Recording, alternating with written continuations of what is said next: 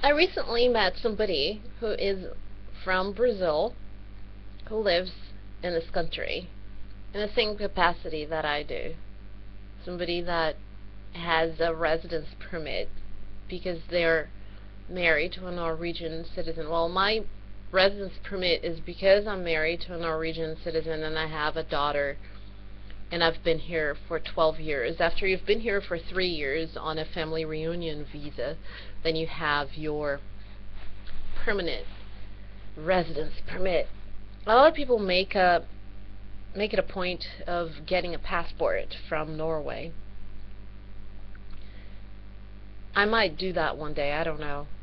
As of right now, it is not something that makes a difference to me. I'm allowed the same things that any Norwegian citizen is allowed, and I don't have to give up my identity, because I think I do have my identity as a Brazilian woman who comes from a background that's rather unique when it comes to looking at what a stereotypical Brazilian person of color would be in Brazil. So I think I've been privileged in many ways, and I'm very blessed with that. But recently I met this girl, and she is in her 20s. I'm not going to name any names because I don't think she would like that if I did that. She's in her 20s. She's been in this country for 3 or 4 years, I believe. And I've been in my 20s. I've been in my 20s and then lived in different countries and experienced different things and had all my dreams and my ambitions for the future. So I can see in this girl a lot of myself, and we have a lot of differences also, differences of opinion. But that doesn't get in the way of us becoming friends, which is really important to me. I had almost given up on making friends with Brazilian people here in Norway because I'll tell you why. There is a culture of envy. There is a culture of gossip that has been perpetuated in some groups, and I've been a survivor of that. I won't say victim, I'll say survivor, because I survived it. I'm not still in it, and I just did not let that affect my life negatively. I was upset at the time that people would make up stories with my name, and but let's just put it aside for a bit. I started making this video, the purpose was completely different, but I had almost given up making friends with Brazilians here until 2005. I had a very, very close friend.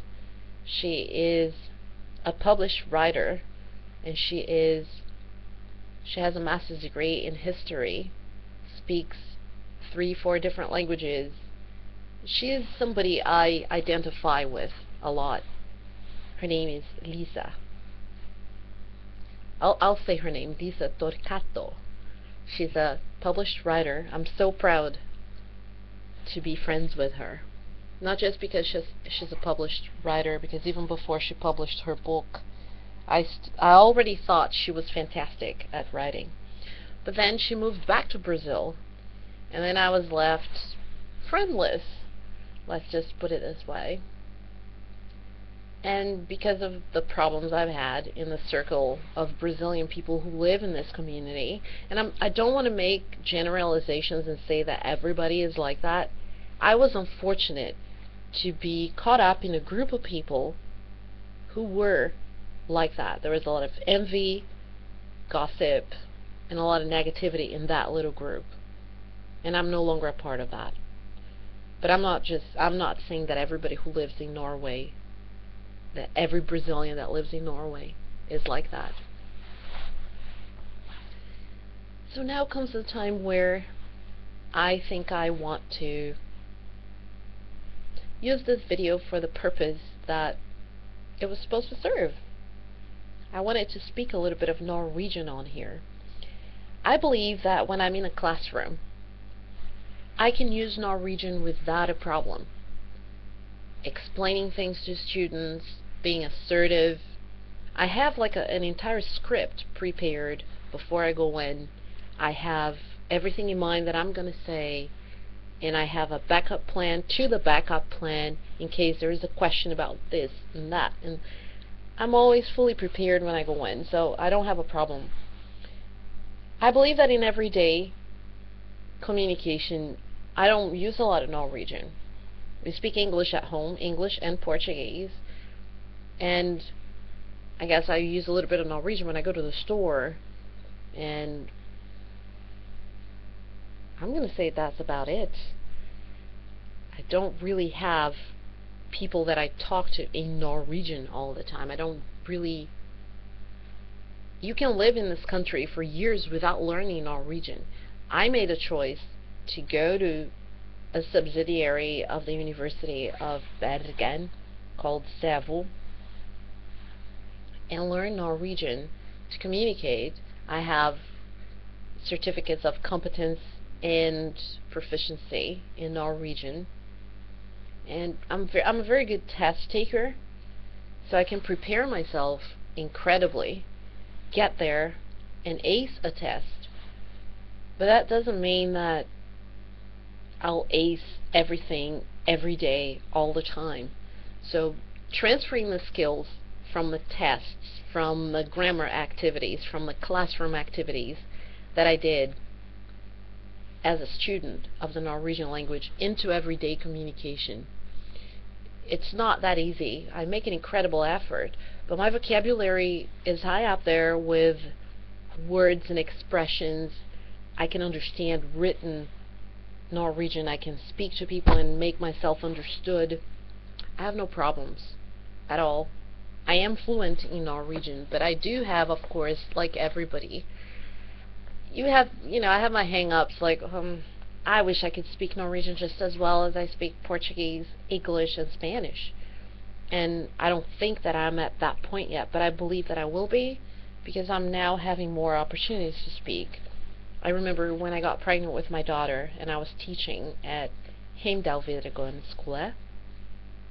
Shout out to my former students if they ever watch this. Nobody ever watches my videos, so. But I remember being a lot more interactive in Norwegian when I was teaching there, when I was teaching at AOF, because I spoke on a daily basis. I remember I taught at AOF,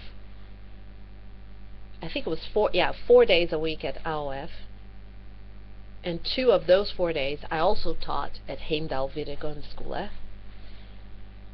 Heimdal videregående skole.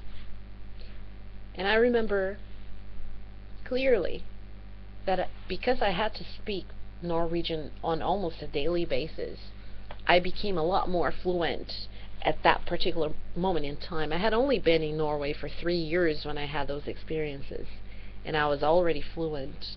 I believe I became fluent at around the 8th month I was here, but I always kept to myself because of the reactions that I got from people. For instance, they would hear an accent and they would switch to English immediately, and that's very discouraging. That makes you feel like, why am I going to bother using this language if people keep switching to English? But then I understood later on that it's just because they like speaking English a lot.